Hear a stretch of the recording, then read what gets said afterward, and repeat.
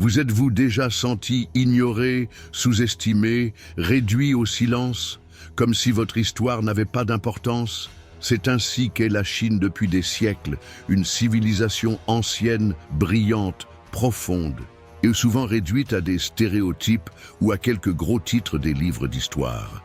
Mais la vérité est que comprendre l'histoire de la Chine, c'est comprendre l'histoire de la résistance, de la réinvention et de la dignité qui n'abandonne pas.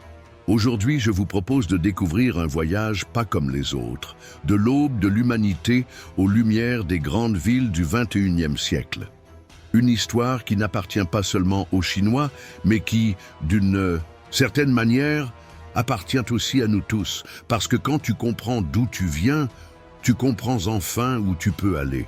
Avant de commencer ce voyage à travers l'histoire fascinante de la Chine, je veux vous demander quelque chose de très simple mais puissant. Abonnez-vous à la chaîne et laissez un commentaire ci-dessous. Vous pouvez écrire par exemple « Je veux connaître plus d'histoires que le monde a oubliées. Pourquoi je te le demande ?» Parce qu'avec ce petit geste, vous aidez cette vidéo à toucher davantage de personnes qui, comme vous, recherchent un contenu avec une âme, une profondeur et une vérité. Maintenant, préparez-vous, car ce que vous êtes sur le point de découvrir va changer votre façon de voir l'histoire et le présent. 1. La naissance du géant, les premières civilisations du fleuve jaune. Imaginez un paysage lointain dans le temps, bien avant l'existence des empereurs, des palais ou des temples. Nous sommes dans une vallée fertile, au nord de ce que nous appelons aujourd'hui la Chine. Là coule un immense fleuve, que les anciens appelaient Wanghe, ou fleuve jaune, en raison de la couleur dorée de ses eaux chargées de sédiments. Cette rivière n'a pas seulement donné vie à la terre, elle a aussi donné vie à une civilisation.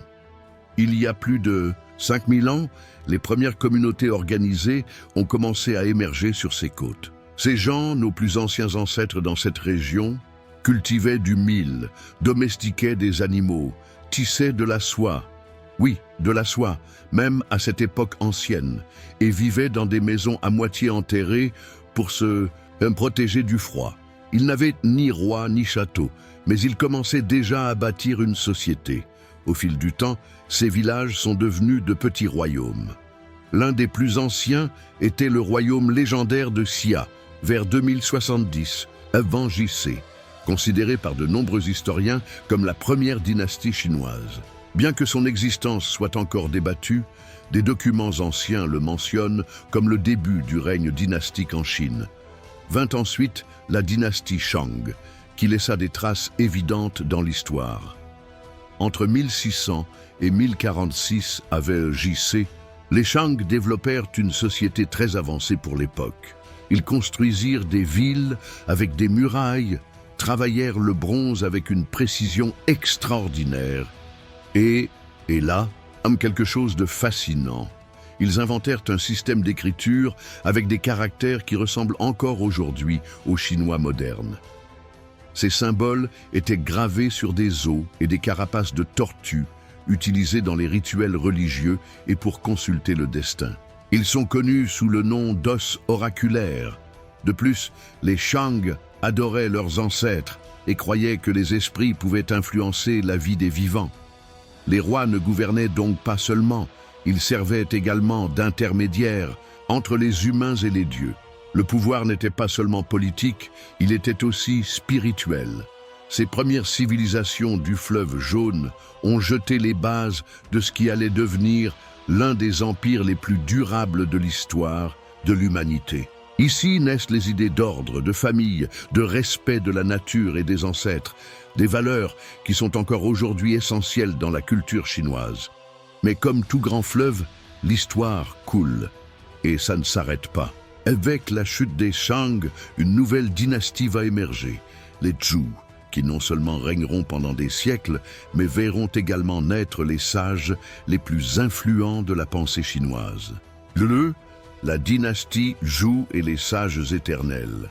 Après la chute de la dynastie Shang, qui avait régné avec une puissance spirituelle et militaire, émerge une nouvelle lignée qui marquera profondément l'histoire de la Chine, la dynastie Zhou.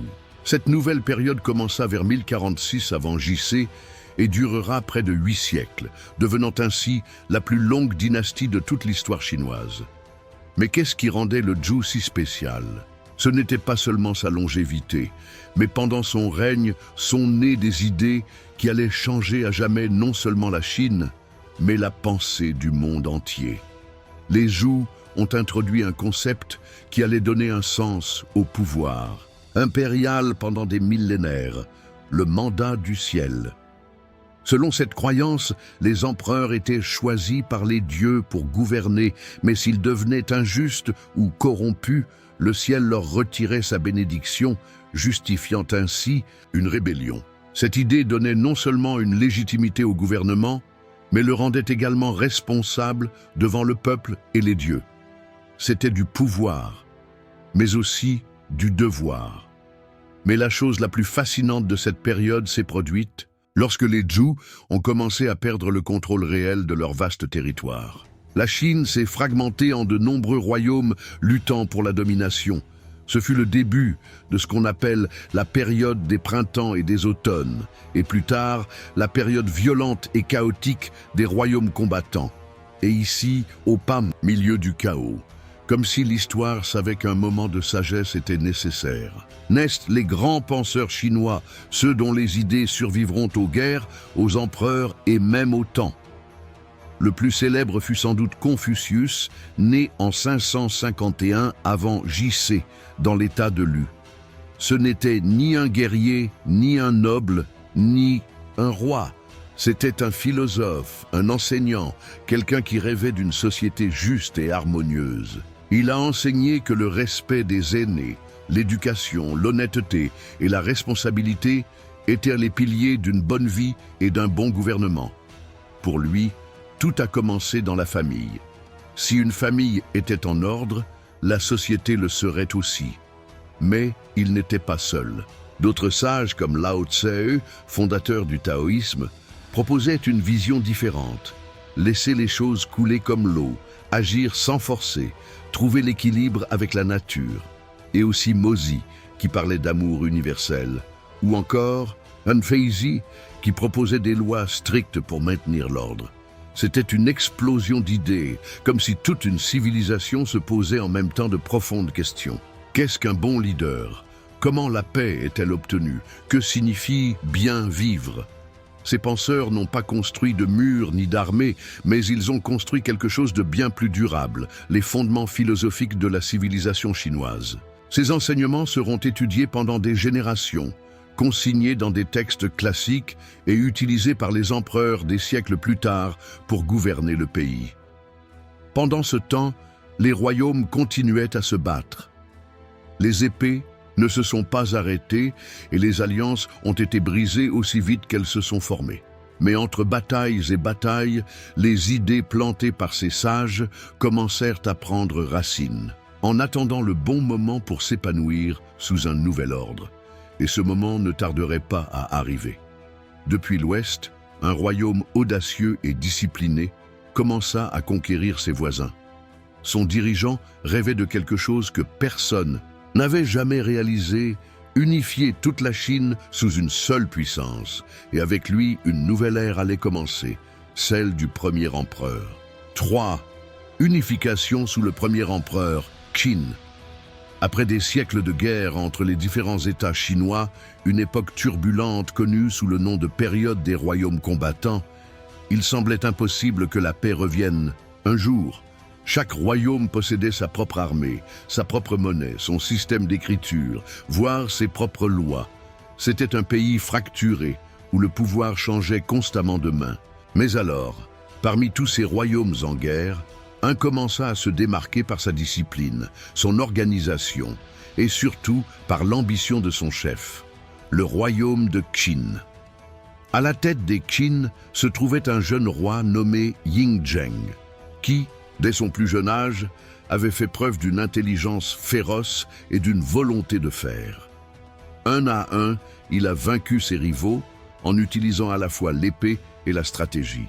Et en 221 avant JC, il réalisa l'impensable, unifier toute la Chine sous son commandement. Il fut le premier à le faire dans toute l'histoire du pays. Et il n'était pas satisfait du titre de roi. Il s'est proclamé Shi Huangdi, ce qui signifie premier empereur. Ce moment était un avant et un après. Pour la première fois, toute la Chine parlait d'un seul empereur, d'un seul gouvernement. Et Shi Huangdi n'a pas perdu de temps. Il voulait transformer le pays depuis ses fondations. Il unifia l'écriture, afin que toutes les régions puissent communiquer de la même manière, quels que soient les dialectes locaux. Il a établi un système unique de pièces de monnaie, de poids et de mesures pour faciliter le commerce et l'administration. Il divisa le pays en provinces gouvernées par des fonctionnaires fidèles au centre et créa un système de lois strict où tout devait être sous contrôle. Même les pensées. Son régime était certes dur, mais aussi extraordinairement efficace. Il n'a pas permis l'opposition et a même ordonné de brûler des livres qu'il considérait comme dangereux pour son pouvoir, notamment ceux d'anciens sages comme Confucius. Je voulais effacer le passé et repartir de zéro. Son rêve était de construire un empire éternel, et son œuvre la plus ambitieuse fut peut-être un gigantesque mur, construit pour protéger le nord de l'empire des attaques des peuples nomades. Ce n'est pas le mur que nous connaissons aujourd'hui, mais c'est l'origine de ce qui deviendra plus tard la Grande Muraille de Chine. Un serpent de pierre qui parcourait les montagnes et les déserts, symbole du pouvoir impérial. Mais s'il y a quelque chose qui nous coupe encore le souffle aujourd'hui, chez cet empereur, c'est bien ce qu'il a ordonné de construire pour sa mort. Craignant des ennemis même dans l'au-delà, Shi Huangdi ordonna de construire un tombeau monumental pour lui, avec une armée pour l'accompagner sous terre. Ainsi est née l'armée de terre cuite. Plus de 8000 soldats en terre cuite, tous grandeur nature, aux visages uniques, alignés en formation militaire, prêts à protéger leur empereur pour l'éternité. C'est aujourd'hui l'une des plus grandes découvertes archéologiques au monde. Cependant, son obsession du contrôle et de l'immortalité l'a également poussé à l'extrême. Il chercha l'élixir de vie, voyagea par mer à la recherche d'îles magiques et mourut jeune lors d'une tournée de son empire en l'an 210 avant JC. Après sa mort, l'empire qu'il avait construit avec tant de rigueur commença à faiblir.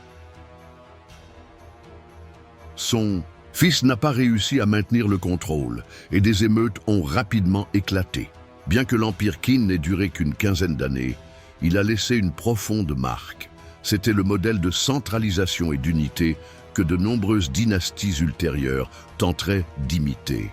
Et ce fut le début d'une nouvelle Chine, unifiée, forte et sous un trône unique. Mais là où certains tombent, d'autres se relèvent.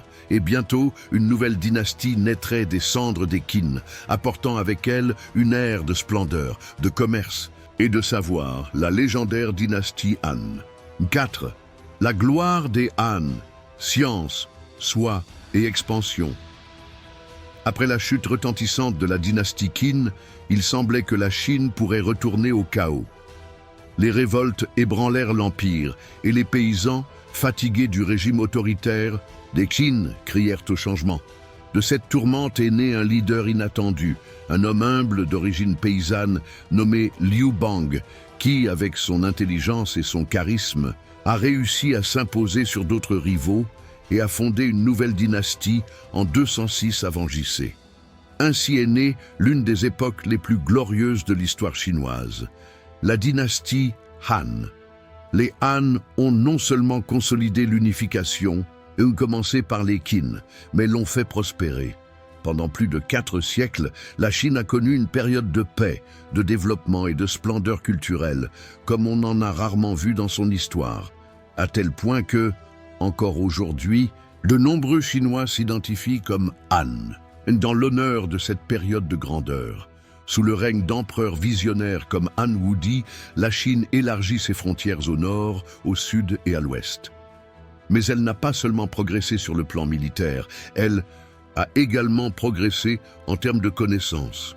L'astronomie, la médecine, les mathématiques, la cartographie et la métallurgie ont fait des progrès gigantesques. Les astronomes Han ont pu enregistrer avec précision les éclipses solaires.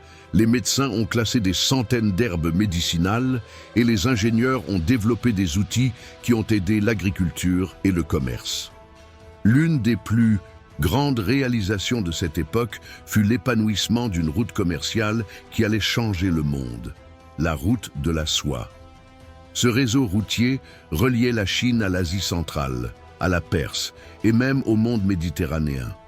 Grâce à elle, non seulement la précieuse soie chinoise, tant recherchée à Rome et au-delà, était exportée, mais aussi les idées, les religions, l'art, les instruments de musique et le savoir. C'était un véritable pont culturel entre l'Orient et l'Occident. Et en parlant de culture, au cours de cette période s'est renforcée l'idéologie du confucianisme qui est passé du statut de philosophie à celui de base de la pensée d'État. L'empereur n'était pas seulement un dirigeant, mais aussi le père de la nation, guidé par les principes moraux, l'harmonie et les devoirs envers le peuple. Le gouvernement Han a établi un système d'examens impériaux pour sélectionner les fonctionnaires, valorisant le mérite et les connaissances plutôt que la noblesse. C'est le début de la fameuse bureaucratie chinoise, une structure si solide qu'elle influencera les gouvernements pendant plus de 1000 ans. La société Han a également connu de grands progrès dans les domaines de l'art et de la littérature. Des histoires complètes des dynasties précédentes ont été écrites, des traités philosophiques ont été compilés, et des poètes et des calligraphes ont émergé pour embellir la langue chinoise. La céramique, le jade et le bronze étaient moulés avec une habileté impressionnante. C'était une civilisation vivante, fière de son passé, mais toujours tournée vers l'avenir. Cependant, comme toute grande époque, les Han ont également été confrontés à des défis. Les intrigues de cour, la corruption, les abus de pouvoir et les rébellions paysannes commencèrent à affaiblir l'empire de l'intérieur. De plus, les luttes entre familles nobles et eunuques pour le contrôle du trône affaiblirent l'autorité impériale. Finalement, en 220 après J.C., la dynastie Han tomba, ouvrant la voie à une nouvelle période de division et de conflit. Mais son héritage était si profond qu'aucun empereur ultérieur ne pouvait l'ignorer. La structure de l'État, la vision morale du pouvoir, l'importance de la culture. Tout ce que deviendra plus tard la Chine avait ses racines dans les Han. Ainsi prit fin l'un des âges d'or de la Chine. Mais le destin réservait encore un nouveau tournant. Après l'unité, la fragmentation reviendrait.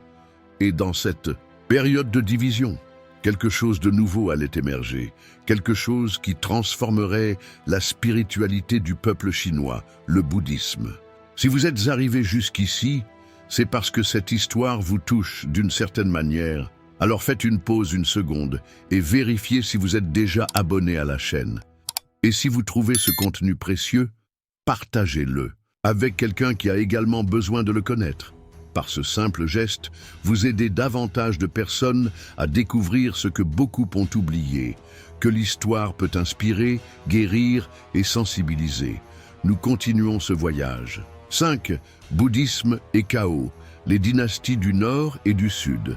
Après la chute de la dynastie Han en 220 après J.C., la Chine fut à nouveau divisée. Ce qui avait été un vaste empire unifié, fragmenté en plusieurs royaumes rivaux, chacun avec ses propres ambitions, armées et dirigeants. Ainsi commença une époque turbulente et complexe, connue sous le nom de période des 6 dynasties, qui se transformera plus tard en conflit entre les dynasties du Nord et du Sud. Au Nord, des États ont émergé, gouvernés par des peuples nomades ayant émigré des steppes. Ces gens étaient culturellement différents, ils parlaient d'autres langues et pratiquaient d'autres coutumes, mais peu à peu, ils ont adopté des éléments du monde chinois. Dans le Sud, cependant, les héritiers directs de l'ancienne aristocratie Han ont essayé de maintenir en vie les traditions et le raffinement culturel. Ainsi, le pays était divisé non seulement par la guerre, mais aussi par les modes de vie, les modes de gouvernement et les visions du monde. Cette période, qui pourrait paraître n'être qu'un conflit, entraîne avec elle une révolution spirituelle qui transformera à jamais la culture chinoise, l'arrivée et l'expansion du bouddhisme. Bien que le bouddhisme ait commencé à pénétrer en Chine pendant la route de la soie à l'époque des Han, c'est dans cette période de crise et de chaos qu'il a véritablement pris racine dans le cœur des gens. Parce que le bouddhisme offrait quelque chose de très précieux dans les temps sombres, le réconfort. Ses enseignements sur la réincarnation, le karma et la possibilité d'atteindre l'illumination, le nirvana, offraient un espoir au-delà de la guerre, de la pauvreté et de la mort.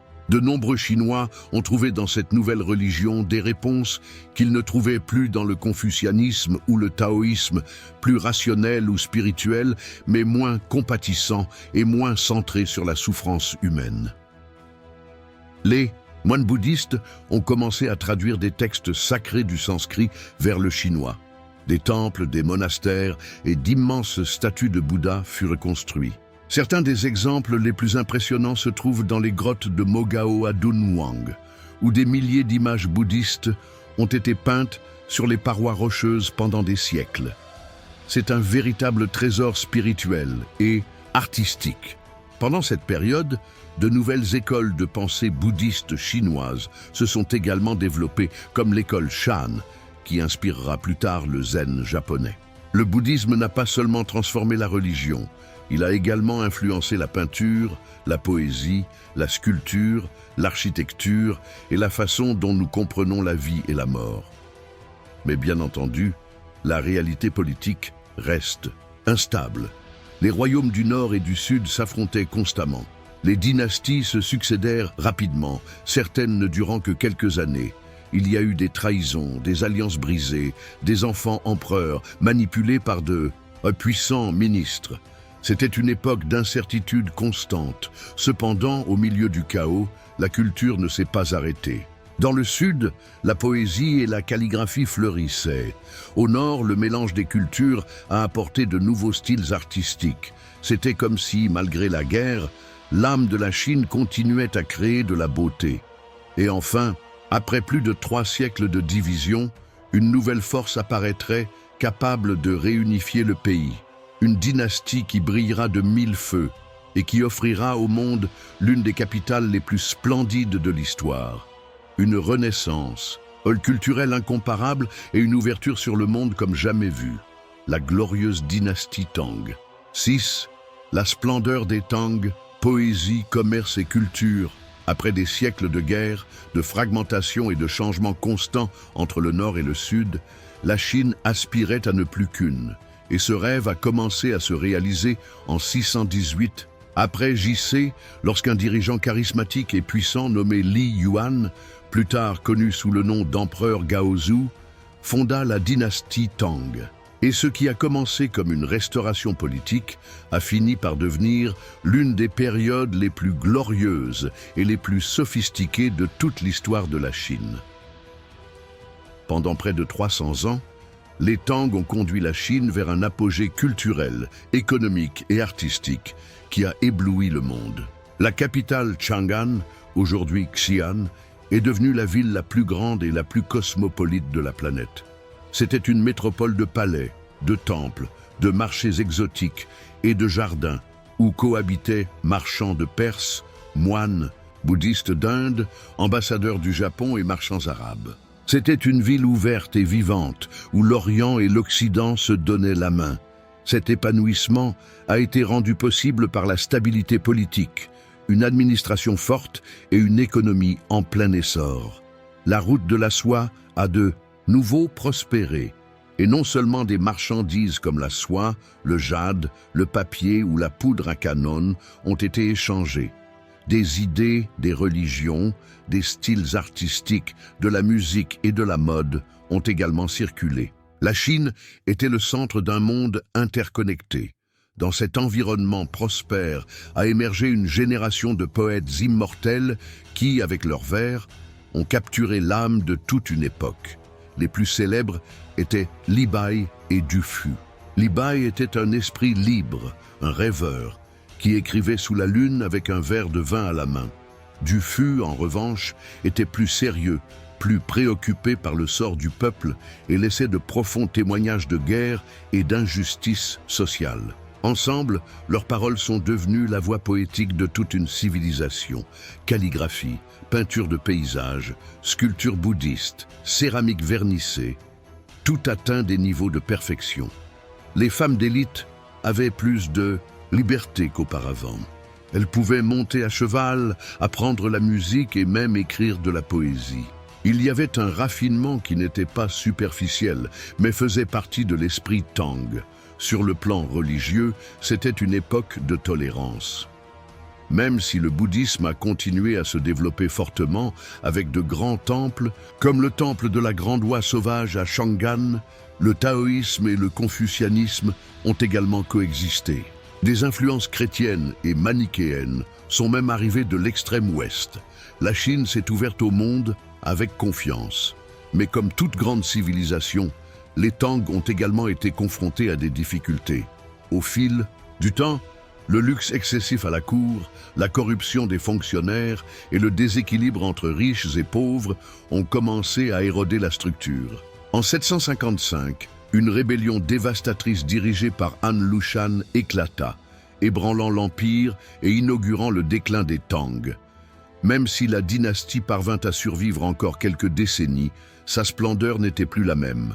En 907, les Tang tombent définitivement, laissant derrière eux un héritage colossal, celui d'une Chine ouverte, cultivée, poétique et profondément humaine. Le pays se divisa à nouveau brièvement, mais bientôt, de cette instabilité, émergera une nouvelle dynastie qui, bien que moins puissante militairement, poussera encore plus loin la connaissance, la technologie et l'art. Les Song. Z de Song, innovation et raffinement. Après la chute des Tang en 907, la Chine replonge dans une période de fragmentation et de luttes internes. Ce fut une période brève mais mouvementée, connue sous le nom de 5 dynasties et 10 royaumes, où le pouvoir changea fréquemment de main.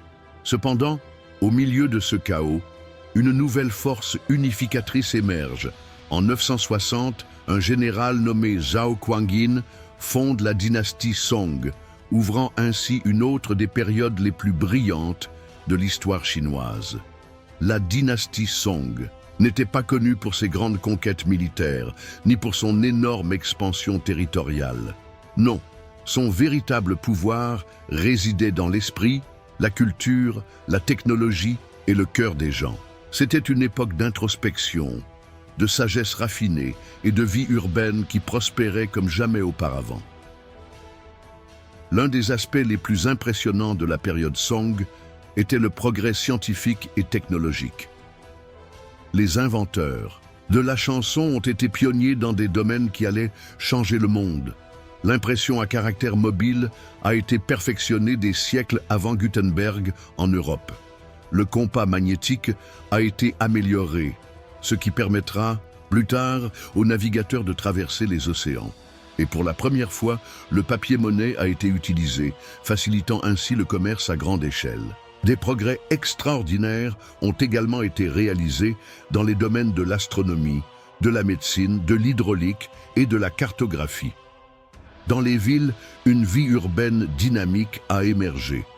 Des marchés animés, des théâtres, de rues, des salons de thé, des académies littéraires et une intense activité commerciale marquaient la vie quotidienne.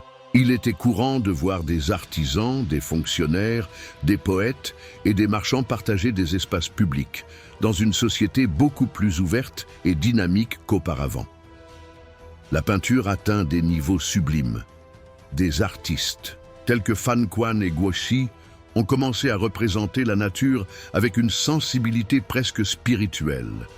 Les montagnes, les rivières, le brouillard, ce n'était pas que des paysages, c'étaient des reflets de l'âme. Ce fut le début du paysage en tant qu'expression artistique, où le vide et le silence communiquaient également.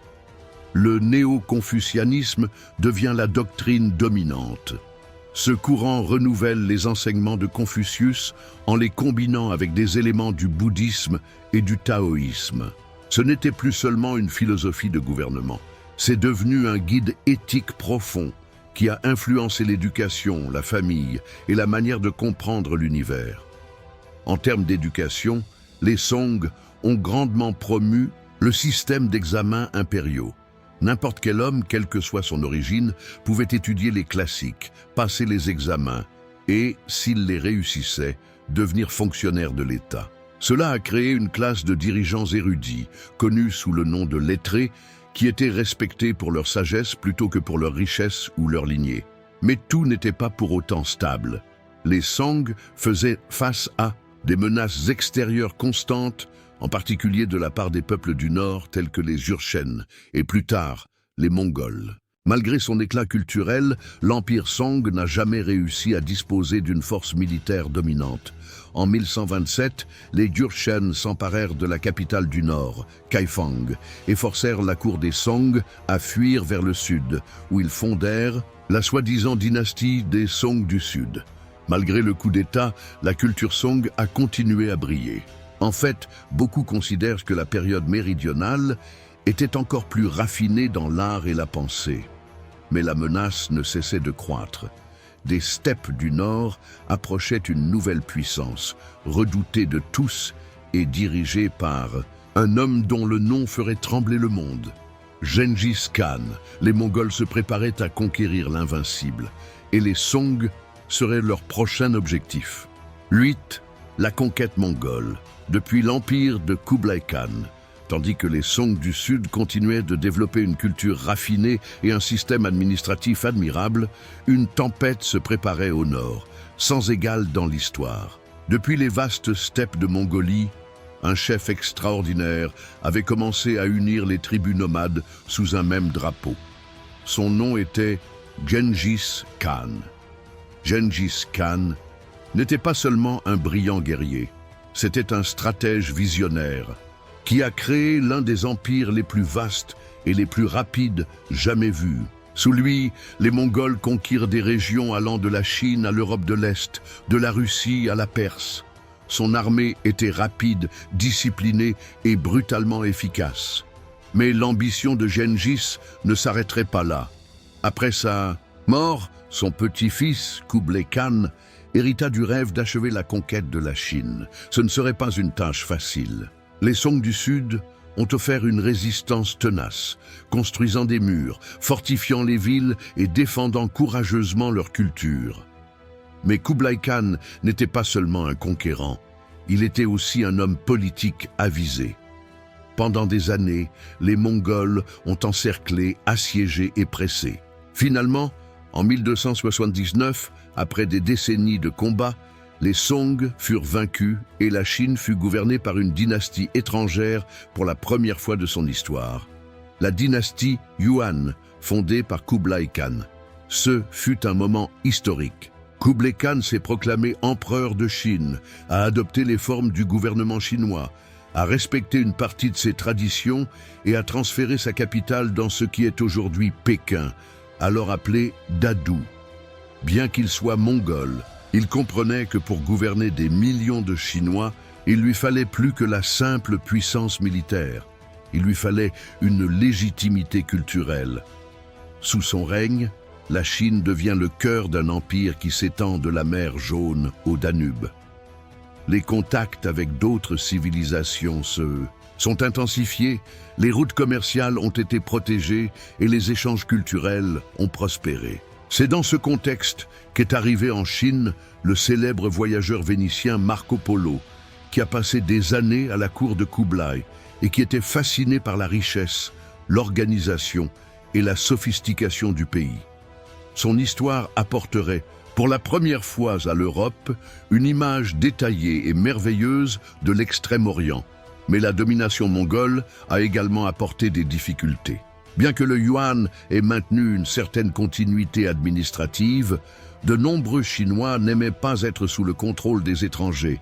Les privilèges accordés aux Mongols, l'augmentation des impôts, la marginalisation des fonctionnaires chinoises et la rigidité du système provoquent des tensions constantes. La dynastie Yuan n'a jamais réussi à s'intégrer pleinement à la population chinoise. Au fil du temps, Ces tensions se sont transformées en rébellion.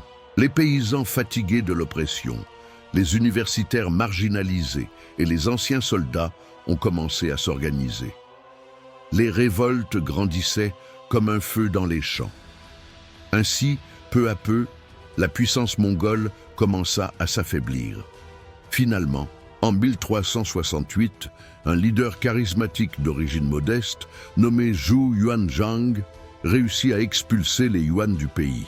Il fonda ensuite une nouvelle dynastie chinoise qui restaurerait la fierté nationale, renforcerait l'identité culturelle et construirait une Chine plus forte et plus sûre. C'est la naissance de la puissante dynastie Ming. Si ce contenu éveille quelque chose en vous, c'est le moment idéal pour faire quelque chose de très simple, mais de très important. Aimez cette vidéo et assurez-vous d'être abonné à la chaîne. Savez-vous pourquoi? Parce que chaque fois que vous faites cela, vous aidez davantage de personnes à trouver ce type d'histoire qui mérite d'être racontée et mémorisée. Vous ne regardez pas seulement une vidéo, vous faites partie d'une chaîne de conscience historique. Et cela, croyez-moi, vaut beaucoup. 9. La restauration Ming, murs, porcelaine et flotte géante. Après près d'un siècle sous domination étrangère, la Chine a de nouveau relevé la tête avec force et dignité. En 1368, un paysan devenu guerrier, Zhou Yuanzhang, mena une puissante rébellion populaire qui expulsa les Mongols et rétablit le contrôle chinois sur l'empire. Il fut couronné empereur sous le nom de Hongwu et ainsi naquit la dynastie Ming, l'une des plus admirées et reconnaissables de toute l'histoire chinoise. Les Ming ont non seulement restauré la fierté nationale, mais ont porté la culture, l'architecture et l'administration à de nouveaux niveaux. Ce fut une époque de reconstruction, d'expansion et de grandeur, mais aussi de discipline de fer et de vigilance constante. Dès le début, l'empereur Hongwu voulait s'assurer qu'aucun groupe étranger, pas même les nobles chinois, ne menacerait à nouveau l'unité du pays. C'est pourquoi il a centralisé le pouvoir comme jamais auparavant. L'empereur contrôlait tout. Il renforça le système d'examens impériaux, réorganisa l'économie rurale et créa un État très efficace, mais autoritaire. L'un des plus grands héritages de cette époque fut sans aucun doute la reconstruction et l'expansion de la Grande Muraille de Chine. Bien que le mur ait existé pendant des siècles, les Ming l'ont transformé en une structure colossale de pierres, de briques et de tours de guet qui surprend encore le monde aujourd'hui. Son objectif était clair, se défendre des incursions des tribus du Nord comme les Mandchous. C'était aussi un symbole. La Chine fermait ses frontières et protégeait sa civilisation. Mais le mur n'était pas la seule merveille des Ming. Au cours de cette dynastie, la porcelaine bleue et blanche, connue en Europe sous le nom de porcelaine, fut perfectionnée. Ces pièces, spécialement produites dans la ville de Jingdezhen, étaient si fines et délicates qu'elles sont devenues des objets de luxe dans le monde entier. Des dragons, des fleurs, des montagnes et des scènes de la vie quotidienne ont été peints sur leur surface avec un niveau de détail et de beauté qui reste inégalé. Et si l'on parle de grandeur, on ne peut oublier l'un des personnages les plus extraordinaires de cette période, l'amiral Zheng He. Sous le commandement de l'empereur Yongle, Zheng He, un eunuque d'origine musulmane, mena 7 expéditions navales entre 1405 et 1433. Ces navires étaient énormes, bien plus grands que les caravelles de Christophe Colomb. Il a voyagé avec des milliers d'hommes à travers l'Asie du Sud-Est, l'Inde, l'Arabie et même la côte de l'Afrique de l'Est. Votre mission, montrer la puissance de l'Empire chinois, établissez des relations diplomatiques et commerciales et collectez les tributs des autres nations. C'était une démonstration de force et d'élégance qui étonnait tous les ports qu'il touchait.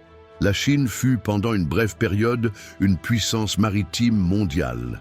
Mais après la mort de Zheng He et craignant les influences étrangères, les empereurs suivants ont fermé les portes du pays au monde extérieur. Les grandes flottes furent abandonnées et la Chine tourna son regard vers l'intérieur. Malgré un isolement progressif, la période Ming reste culturellement fertile. Des palais, des temples, des jardins raffinés comme ceux de Suzhou ou la cité interdite de Pékin furent reconstruits. Un magnifique complexe impérial aux toits dorés et aux cours d'apparat, symbole du pouvoir absolu de l'empereur.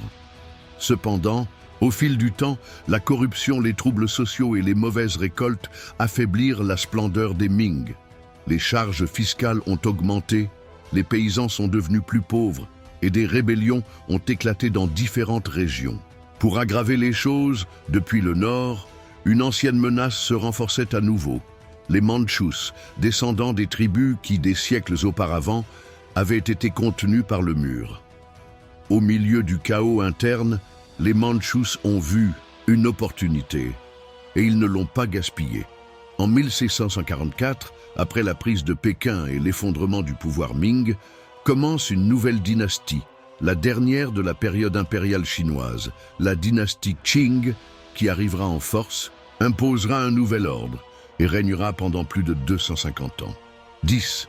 Les Qing, la dernière dynastie impériale. L'année 1644 marque la fin d'une époque. Avec la chute des Ming, affaiblis par la corruption interne et les rébellions paysannes, la porte s'ouvre à un nouveau peuple du Nord, les Mandchous, pour entrer en scène et prendre le contrôle du vaste empire chinois. Ainsi commença le règne des Qing, dernière dynastie impériale de Chine qui régnera pendant plus de 2 siècles et demi jusqu'en 1912. Bien qu'étrangers, les Mandchous ont adopté une grande partie de la culture, des institutions et des traditions chinoises. Ils portaient des robes de cérémonie, apprenaient les classiques confucéens et respectaient le système d'examen impérial pour sélectionner les fonctionnaires de l'État. Mais ils ont aussi imposé leurs propres règles. Ils ont par exemple obligé les hommes chinois à porter la fameuse queue de cheval mandchou comme symbole de loyauté envers le nouveau régime. Accepter cette queue de cochon, c'était accepter la règle Qing. Le rejeter pourrait vous coûter la vie. Les premiers empereurs Qing étaient forts, intelligents et pragmatiques. Kangxi règne de 1661 à 1722 et son petit-fils Qianlong règne de 1735 à 1796 se démarquent particulièrement. Sous son commandement, l'Empire atteint une grande stabilité interne et réalise l'expansion territoriale maximale de toute son histoire. La Mongolie, le Tibet, le Xinjiang et Taïwan passent sous le contrôle des Qing. C'était une époque de pouvoir, d'ordre et de splendeur culturelle. Durant cette période, les arts, la littérature et les sciences prospèrent. De grandes encyclopédies furent compilées, des textes anciens furent imprimés, des rouleaux de soie furent peints avec une étonnante délicatesse et l'art des jardins impériaux, comme celui du palais d'été de Pékin, se perfectionna. C'était un empire qui semblait éternel, mais comme cela s'était déjà produit dans l'histoire chinoise, au fil du temps, la dynastie commença à se détériorer de l'intérieur. La bureaucratie est devenue lente et corrompue. Les fonctionnaires, enrichis, ont oublié le peuple et les tensions sociales se sont accumulées. Et cette fois, aux problèmes internes se sont ajoutées des menaces extérieures bien plus graves venant de l'Europe. Tout au long du XIXe siècle, les puissances occidentales ont commencé à se tourner vers la Chine avec ambition. Ils voulaient faire du commerce, ils voulaient entrer. Et lorsque les Qing ont refusé d'ouvrir leurs portes, les pressions militaires ont commencé.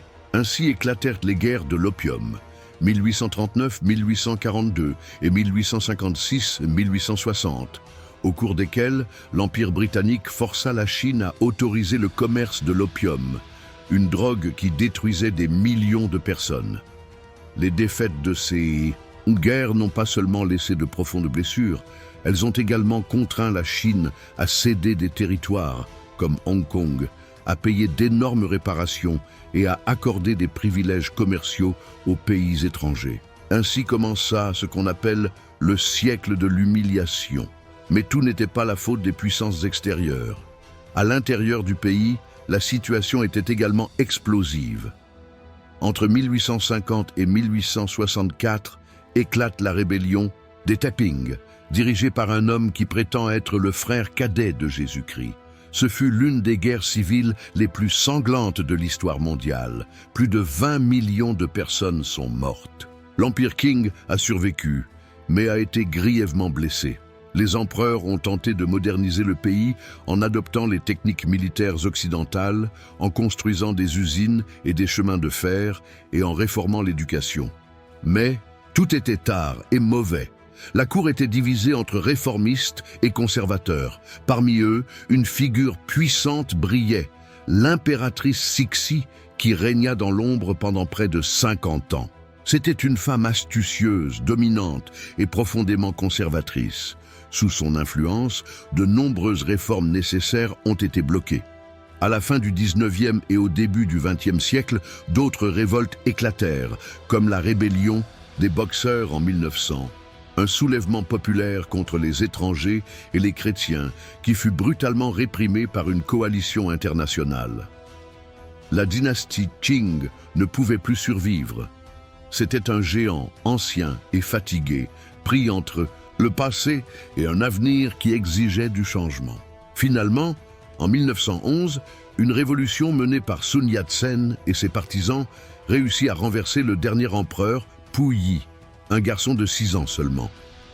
En 1912, la République de Chine fut proclamée et, après plus de 2000 ans, la période impériale chinoise prit fin. Le trône était vide, les dynasties appartenaient au passé. Mais la Chine avait encore de nombreux défis à relever, car s'ouvrait alors un nouveau chapitre, aussi complexe que décisif. La naissance de la République et la lutte pour la modernité. 11. Les guerres de l'opium et le siècle de l'humiliation. Au début du 19e siècle, la Chine était encore un fier empire, une civilisation ancienne qui se considérait comme le centre du monde. Mais au-delà de ses frontières, le monde évolue rapidement. Les puissances européennes, en pleine expansion coloniale, cherchaient à ouvrir de nouveaux marchés, et toutes avaient les yeux rivés sur les richesses de la Chine, sa soie, son thé, sa porcelaine et son immense territoire. Le problème était que les empereurs Qing ne voulaient pas commercer avec l'Occident sur un pied d'égalité. Ils considéraient les Européens comme un peuple barbare et pensaient que la Chine n'avait besoin de rien d'eux. Pendant longtemps, cette politique a fonctionné.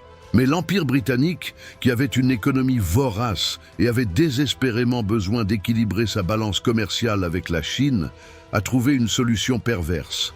L'opium, ce stupéfiant, cultivé en Inde sous domination britannique, a commencé à être introduit illégalement en Chine, au début en petite quantité, puis dans des proportions dévastatrices.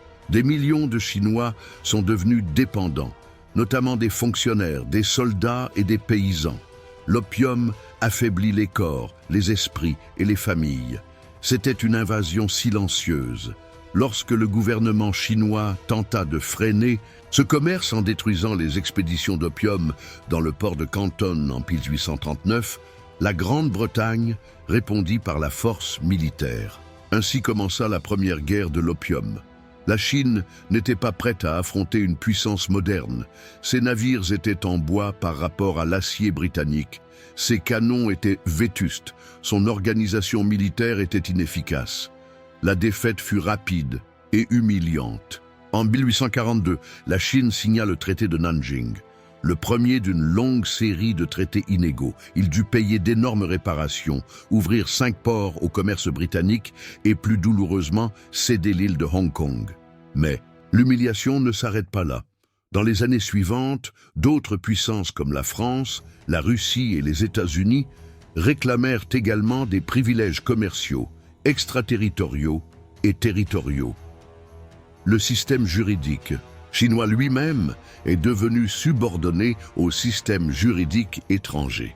En 1856, un nouveau conflit avec la Grande-Bretagne et la France déclencha la Seconde Guerre de l'opium, qui se termina par le sac des troupes européennes du Palais d'été de Pékin, l'un des plus grands trésors architecturaux et culturels de Chine. C'est à partir de là qu'a commencé ce que les Chinois eux-mêmes appellent le siècle de l'humiliation. Environ entre 1839 et 1949, une période au cours de laquelle la Chine a été vaincue, dépossédée exploité et divisé à plusieurs reprises par des puissances étrangères. Il a non seulement perdu Hong Kong, mais également le contrôle de la Mandchourie, de certaines parties du Tibet, du Xinjiang et d'autres territoires. Elle a été contrainte d'accepter des enclaves européennes sur son propre territoire, comme la concession française de Shanghai ou la concession allemande de Qingdao. Pendant ce temps, à l'intérieur du pays, la situation était de plus en plus désespérée. L'économie s'effondrait, la corruption était généralisée et la population souffrait de faim et de misère. Cela a conduit à une série de rébellions massives, la plus dévastatrice de toutes étant la rébellion des Taiping, 1850-1864, qui a fait plus de 20 millions de morts. L'Empire Qing a réussi à l'étouffer, mais au prix d'un coût humain et économique énorme. Au milieu de tout cela, des tentatives de modernisation du pays ont vu le jour, comme le mouvement dit d'auto-renforcement, qui cherchait à introduire la technologie occidentale dans l'industrie et l'armée. Cependant, ces réformes étaient superficielles, lentes et constamment bloquées par l'élite conservatrice de la cour, en particulier par des personnalités telles que l'impératrice douairière Cixi. La Chine essayait de se moderniser, mais le poids du passé, la fierté de son héritage et les pressions extérieures la maintenaient dans un piège. La dynastie Qing était toujours debout, mais elle n'était plus en mesure de protéger et de gouverner efficacement son propre pays. Et alors que le monde entrait dans le XXe siècle, le peuple chinois commençait à se demander comment reconstruire une nation brisée, comment récupérer la souveraineté perdue. Les réponses viendraient bientôt, avec une révolution qui mettrait définitivement fin au système impérial et allumerait l'étincelle d'une nouvelle Chine. 12. La fin de l'Empire et la naissance de la République. Après des siècles d'empereurs, de palais dorés et de trônes sacrés, la Chine était épuisée. Les guerres de l'opium, les traités inégaux, la perte de territoire, la corruption du gouvernement Qing et la misère du peuple avaient miné les fondations de l'Empire. La dynastie, bien que toujours debout, n'était plus que l'ombre du passé. Et dans ce scénario de faiblesse, quelque chose de nouveau est apparu. L'idée d'une Chine sans empereur. Au cours des dernières années du XIXe siècle, alors que les puissances étrangères continuaient de gagner en influence et que le peuple chinois souffrait, les intellectuels, les étudiants et les réformateurs ont commencé à chercher une autre issue. Influencés par les idées modernes de nationalisme, de démocratie et de science, de nombreux jeunes se sont inspirés de ce qui se passait au Japon et en Occident. Si d'autres pays pouvaient changer, pourquoi pas la Chine? L'un de ces jeunes était Sun Yat-sen, fils d'agriculteur, chrétien, médecin formé à Hawaï et à Hong Kong, et patriote passionné. Sun ne rêvait pas seulement de renverser la dynastie Qing. Il rêvait d'une Chine moderne, libre, forte et juste. Il croyait en ce qu'il appelait les trois principes du peuple: le nationalisme, la démocratie et la protection sociale. Sun Yat-sen est devenu le visage d'une opposition croissante. Il fonda des sociétés révolutionnaires en exil, chercha du soutien à l'étranger et organisa des rébellions contre les Qing. Pendant des années, leurs efforts ont semblé vains, mais les graines étaient semées. Finalement, en 1911, un petit incident militaire dans la ville de Wuchang devint l'étincelle qui déclencha la révolution. Les troupes rebelles se sont soulevées et en quelques semaines, des provinces entières ont commencé à déclarer leur indépendance de l'Empire Qing. C'était un effondrement de chaînes. En janvier 1912, le dernier empereur, un garçon de 6 ans nommé Puyi, fut contraint d'abdiquer. Sa dynastie dirigeait la Chine depuis près de 300 ans. Avec sa démission, un gigantesque chapitre de l'histoire chinoise était clos. Plus de 2000 ans de monarchie impériale touchaient à leur fin. La République de Chine est alors proclamée, avec Sun Yat-sen comme premier président provisoire. Ce fut un moment historique, plein d'espoir. Pour la première fois, le peuple chinois avait la possibilité de construire un pays moderne, guidé par des idées nouvelles et non par le sang royal. Mais le chemin ne serait pas facile. Même si la République était née, tous les secteurs du pays n'étaient pas d'accord avec le nouvel ordre. De nombreuses régions sont restées sous le contrôle de chefs de guerre, de chefs militaires locaux, dotés de leurs propres armées et ambitions. Le pouvoir du gouvernement central était fragile. De plus, les conflits entre républicains, monarchistes, communistes et nationalistes feront des années suivantes une tempête politique et sociale. Sun Yat-sen a tenté d'unifier le pays, mais a été confronté à la trahison, à la division et à la pression étrangère. En 1913, il quitte la présidence, même s'il n'a jamais cessé de se battre pour sa vision. Il fonde le Kuomintang, parti nationaliste, qui jouera plus tard un rôle clé dans l'histoire moderne de la Chine. La mort de Sun en 1925 a laissé un vide, mais aussi un immense héritage. Il était admiré même par ses ennemis et est aujourd'hui considéré comme le père de la nation, tant par la Chine continentale que par Taïwan. Pendant ce temps, la jeune République saignait dans des guerres internes. Le pays était divisé, faible et vulnérable à de nouvelles menaces. Et au milieu de ce chaos, une autre force commençait à émerger, plus radicale, plus disciplinée et avec une vision complètement différente de l'avenir de la Chine. Le Parti communiste chinois. Un nouveau combat pour l'âme du pays était sur le point de commencer. Si ce que vous voyez vous semble précieux, imaginez à quel point cela peut signifier pour quelqu'un d'autre qui ne connaît pas encore cette histoire. Je vous invite donc à partager cette vidéo, à la liker et surtout, n'oubliez pas de vous abonner à la chaîne et d'activer la cloche de notification. Avec ce simple geste, non seulement vous soutenez ce projet, vous aidez davantage de personnes à accéder à un contenu qui informe, inspire et sensibilise. Et ça change. Le monde petit à petit. 13. La guerre civile et l'arrivée de Mao Zedong. La proclamation de la République de Chine en 1912 fut accueillie avec enthousiasme, mais le rêve républicain fut bientôt confronté à la dure réalité. La Chine n'était pas unifiée. C'était comme un énorme puzzle désordonné. Même si l'Empire était tombé, les seigneurs de la guerre contrôlaient des régions entières, imposant leurs propres lois, armées et ambitions. Chacun recherchait le pouvoir, et le gouvernement central était trop faible pour les contrôler. Dans ce contexte, deux grandes forces commencent à émerger avec des visions complètement différentes de l'avenir du pays.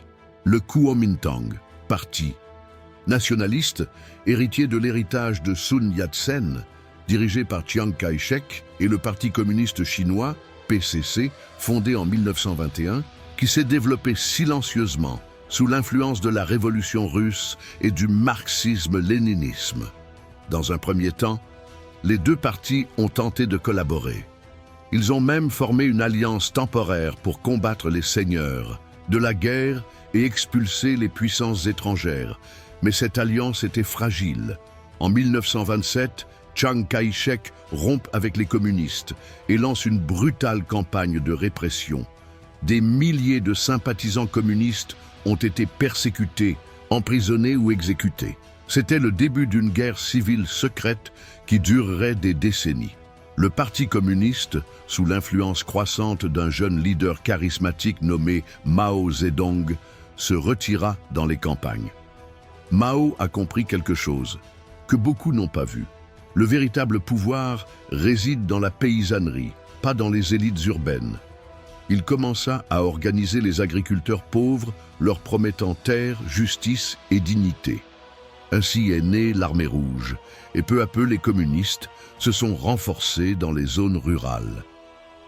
En 1934, face à la pression militaire du Kuomintang, Mao et ses partisans entreprennent un exploit épique connu sous le nom de Longue Marche, un voyage de plus de 9000 km à pied, traversant montagnes, rivières, déserts et neiges.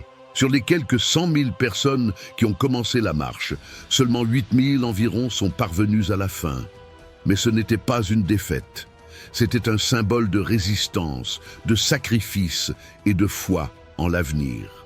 C'est au cours de ce voyage que Mao s'est imposé comme le leader incontesté du mouvement communiste, juste au moment où le conflit entre communistes et nationalistes semblait sur le point de s'intensifier.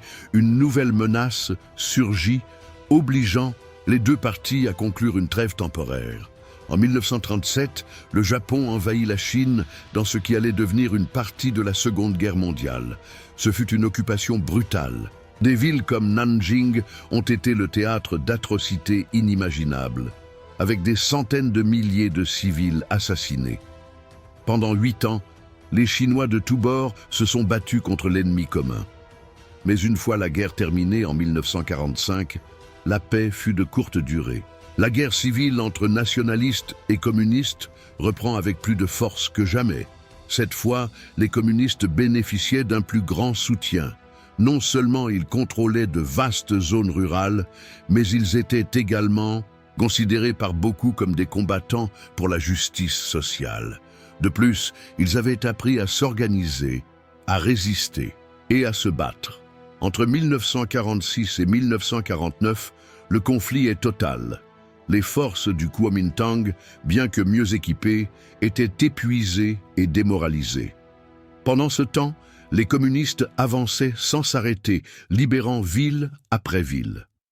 Finalement, en octobre 1949, après avoir pris Pékin, Mao Zedong grimpa au sommet de la porte Tiananmen sur la place Tiananmen et proclama devant des millions de personnes « La République populaire de Chine a été fondée.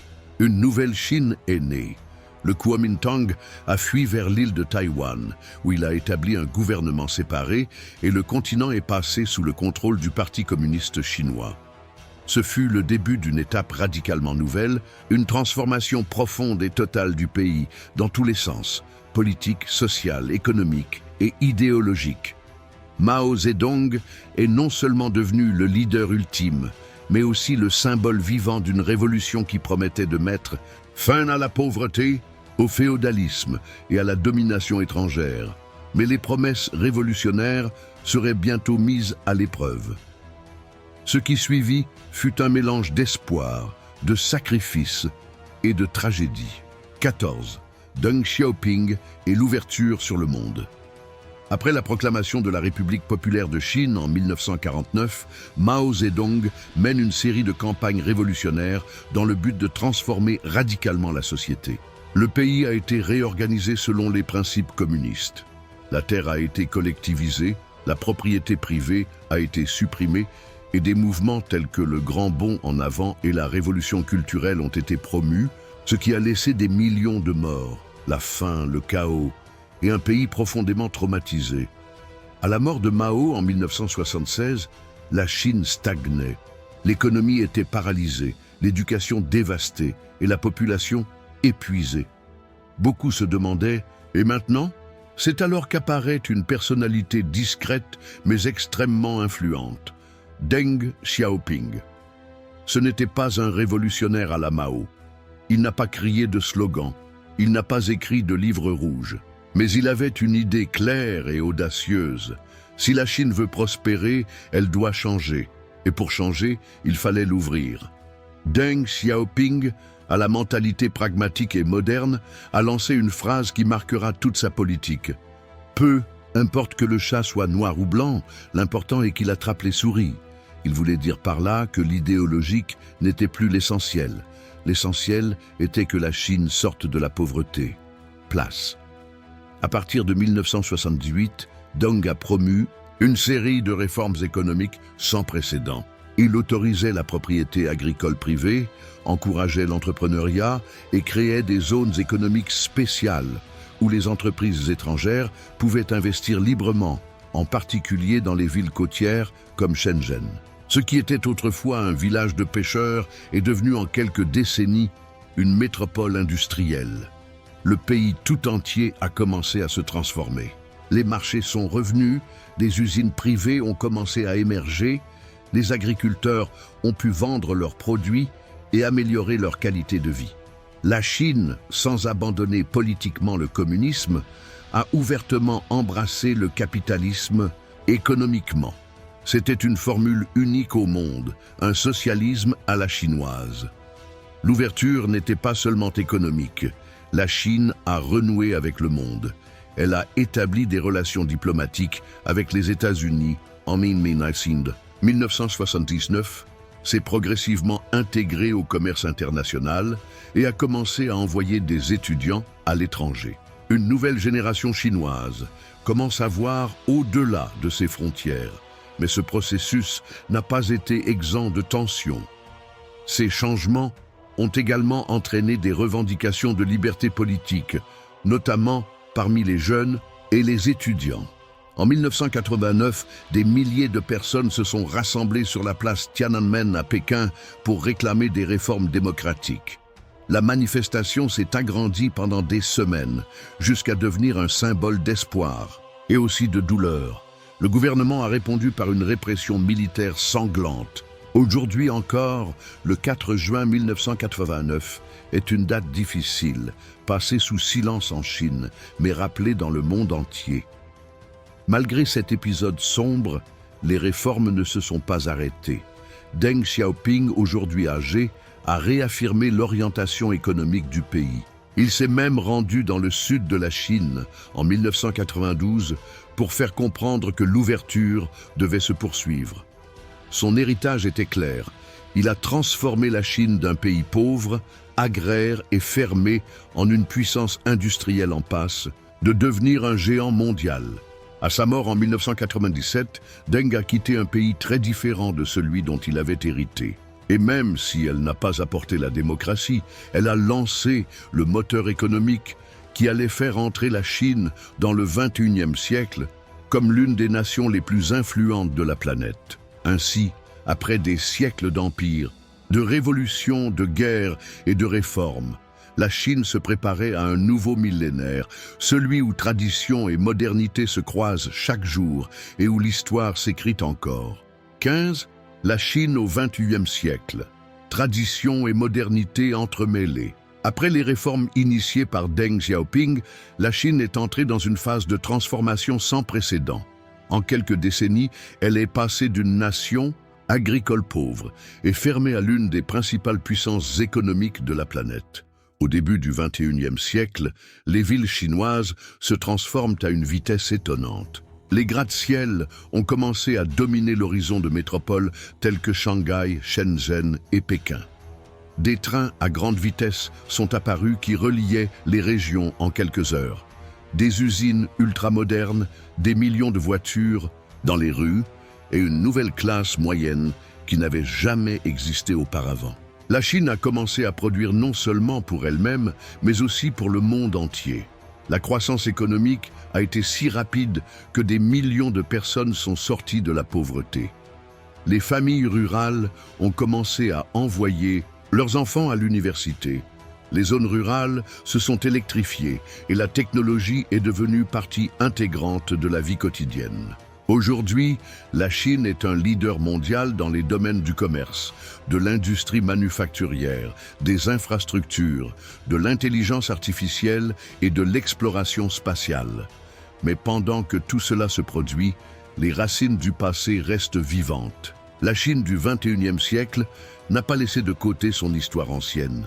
Dans ces villes ultramodernes, d'anciens temples sont encore vénérés, des festivités traditionnelles comme le Nouvel An chinois sont célébrées, le tai chi est pratiqué dans les parcs et des millions de personnes continuent de guider leurs décisions selon les valeurs du confucianisme, du taoïsme et du bouddhisme.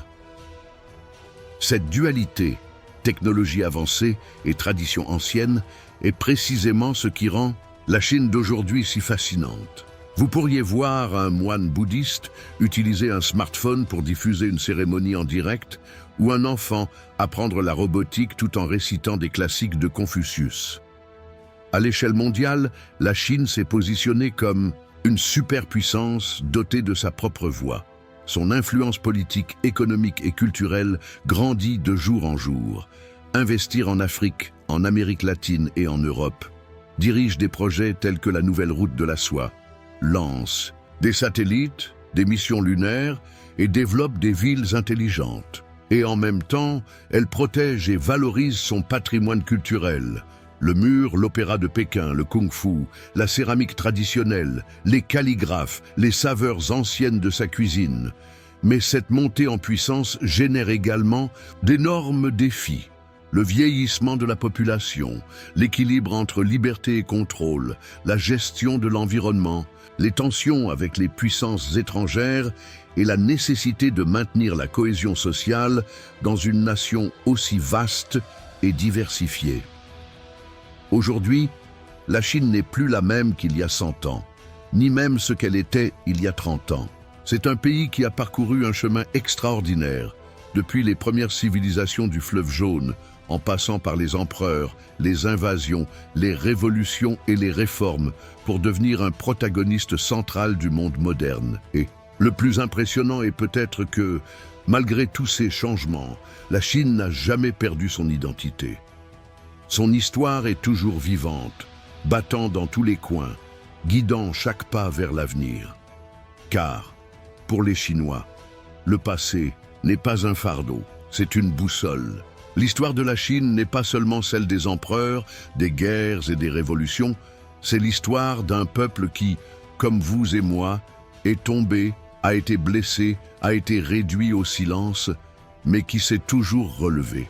Et, tu sais quoi ? Dans un monde qui change chaque jour, où beaucoup ont oublié d'où ils viennent, la Chine nous rappelle que la vraie force réside dans la mémoire, dans la culture, dans le fait de savoir qui l'on est, même si tout autour de soi tente de l'effacer. Aujourd'hui, en connaissant son histoire, nous ne comprenons pas seulement la Chine, nous nous comprenons. Parce que tous ceux qui se battent pour préserver son essence écrivent aussi leur propre héritage. Maintenant, je veux savoir de vous. Qu'avez-vous pensé de ce voyage à travers l'histoire? Quelle partie vous a le plus marqué? Laissez-le dans les commentaires, j'aimerais vous lire. Et si ce n'est pas déjà fait, mettez un j'aime, abonnez-vous à la chaîne et activez la cloche. Avec ce petit geste, vous aidez davantage de personnes à découvrir ce contenu. Et, ensemble, nous pouvons continuer à sauver des histoires qui méritent d'être racontées. Merci d'être venu jusqu'ici. Ce n'est que le début.